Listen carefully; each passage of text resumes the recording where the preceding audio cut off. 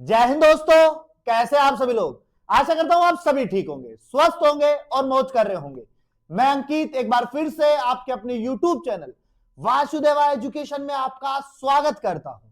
और बच्चों, आपके लिए BSc semester first botany unit first के वेरी वेरी इंपॉर्टेंट क्वेश्चंस मैं लेके आया हूं इस वीडियो के माध्यम से।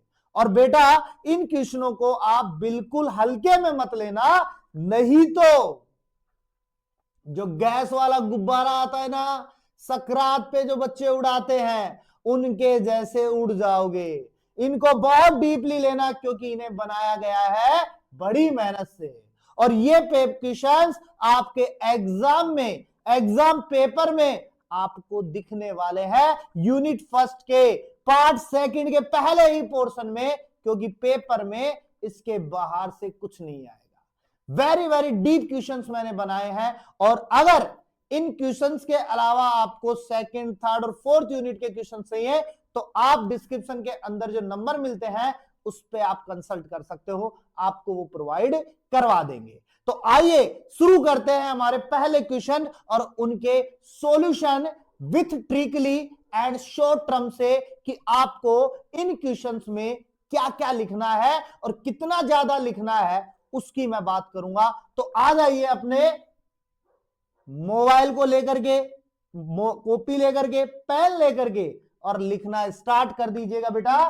तो ये रहा मेरा पहला क्वेश्चन, ये रहा मेरा पहला question. Rajasthan university exam 2025 botany semester first important questions. और बेटा यूनिट फर्स्ट की बात कर रहा हूं मैं, केवल यूनिट फर्स्ट की।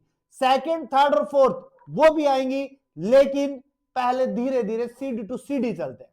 तो आइए बात करते हैं प्रोकैरियोटिक व यूकैरियोटिक कोशिकाओं में तुलना कीजिए। तो बेटा इंग्लिश मीडियम वालों को बता दूं मैं आपको कि यहां पे आपको कंपैरिजन करना है प्रोकैरियोटिक सेल्स का और यूकैरियोटिक सेल्स का। तो बेटा इस क्वेश्चंस को करने का सीधा सा तरीका है, कॉपी लेना है, कॉपी को दो पार्ट्स में आपको डिवाइड करना है। एक साइड में प्रोकैरियोट्स लिखना है, एक साइड में आपको यूकैरियोट्स लिखना है। और अगर चाहो तो एक छोटा सा कॉलम बनाओ और यहां लिखो आप लक्षण, और उसके बाद में क्वेश्चंस को करना स्टार्ट कर दो, क्योंकि प्रोकैरियोटिक और यूकैरियोटिक में बहुत ज्यादा मेजर अंतर है। और इन्हीं मेजर डिफरेंसेस के आधार पर क्वेश्चंस को लिखना है। इस क्वेश्चंस की जो लेंथ होगी वो बहुत ज्यादा हो जाएगी आपके पास में, इसलिए आपको टेबल के सहायता से बनाना पड़ेगा, जिससे कि एग्जामिनर देखने वाला अट्रैक्ट हो जाए। जैसे कि आपने लिख दिया कि प्रोकैरियोटिक व डिवाइडेशन, इसकी बात करें यूकैरियोटिक की, तो केंद्रक के आधार पे हम बात करें तो यहां हमारे पास में जो केंद्रक होता है ना, वो अनुपस्थित होता है। अब आप कहोगे नहीं सर, जेनेटिक मटेरियल तो होता है, वो बाहर होता है, केंद्रक के अंदर नहीं होता है, क्योंकि बिखरा हुआ जेनेटिक मटेरियल्स होता है। और यहाँ पे केंद्रक जो है वो हमारे पास में आवृत रहित होता है, केंद्रक झिल्ली पाई जाती है। आप यहाँ कह सकते हो कि केंद्रक झिल्ली नहीं पाई जाती, न्यूक्लियस एब्सेंट होता है। आप डीएनए की बात कर सकते हो, यहाँ पे आप यहाँ पे कोशिका झिल्ली की बात कर सकते हो, आप यहाँ पर कोशिका भित्ति की बात कर सकते हो, आप यहां पर इनके जनन्स की बात कर सकते हो, आप इनके राइबोसोम्स की बात कर सकते हो। और इस आधार पे आपका पूरा का पूरा क्वेश्चन जो है वो रेडी हो जाएगा पूरा 20 नंबर के लिए। अब सुनो, सेकंड क्वेश्चन की बात करते हैं। केंद्रक की संरचना व उसके कार्य लिखिए तथा गुणसूत्रों के आणविक संगठन को समझाइए। बेटा एक ही क्वेश्चन है, 3 क्वेश्चंस ऐड किए गए हैं छोटे छोटे रूप में। सबसे पहले आपको केंद्रक की संरचना बतानी है, अब इस केंद्रक में क्या क्या आता है वो बताना है। तो केंद्रक बताना है, केंद्रक के चारों तरफ की जो आवरण है उसको बताना है। केंद्रक के अंदर केंद्रिका पाई जाती है, केंद्रक के अंदर जेनेटिक मटेरियल्स पाया जाता है, केंद्रक के अंदर स्टोन प्रोटीन पाई जाती है। इसके अलावा इसके जो द्रव होता है उसे हम न्यूक्लियोप्लाज्म कहते हैं। तो इस प्रकार से वेल डिटेल तरीके से लिख करके आपकी संरचना पूरी होती है। फिर इसके कार्य लिखने अपने पास में कि केंद्रक का कार्य क्या है, तो 5-7 लाइनें इसकी हो जाएंगी। उसके बाद में आपको गुणसूत्रों के आणविक संगठन को समझाना है, गुणसूत्र जो होते हैं ना वो किस प्रकार से अपने पास में बने हैं, ये हमारे पास में ऐसे करके वेल डिटेल ये जो क्वेश्चन है वो आपका 3 से 4 पेज में आ जाएगा। डायग्राम बढ़िया सूटेबल बनाना है, सामने वाले को दिखना चाहिए, अच्छा लगेगा, नंबर दे देगा, थ्योरेटिकल पोर्शन पे बहुत कम जाएगा अगर एग्जाम डायग्राम से ही आप उसको अपनी तरफ अट्रैक्ट कर लेते हो। नेक्स्ट क्वेश्चन की बात करते हैं, प्लाज्मा झिल्ली व प्लाज्मा भित्ति की संरचना को समझाइए।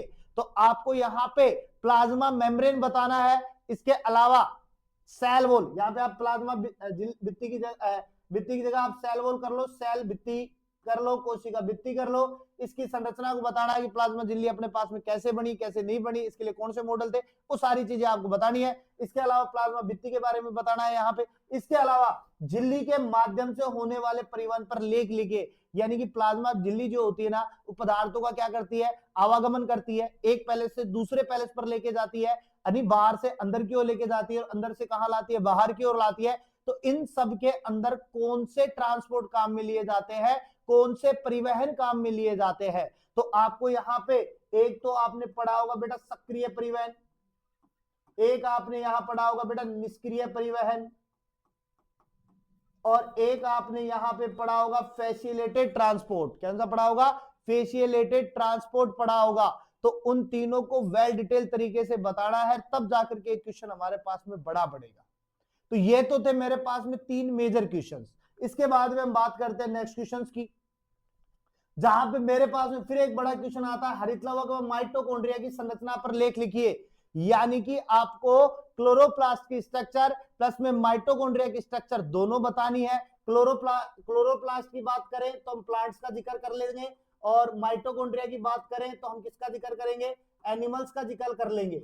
और दोनों अपने आप में एक जैसे काम करने वाले होते हैं, यानी हरित लवक जो है वो भोजन बनाने का काम करता है, और माइटोकॉन्ड्रिया उसी भोजन से क्या बनाता है, अपने पास में ऊर्जा बनाने का काम करता है। तो इन दोनों की संरचना बनानी है और इनकी अर्ध स्वायत्त प्रकृति पर लेख लिखना है, सेमी ऑटोनोमस नेचर पर लेख लिखना है। क्यों है, तो उसका एक ही रीजन है, अपने पास में सेल्फ का डीएनए है और सेल्फ का क्या है बेटा, राइबोसोम होता है।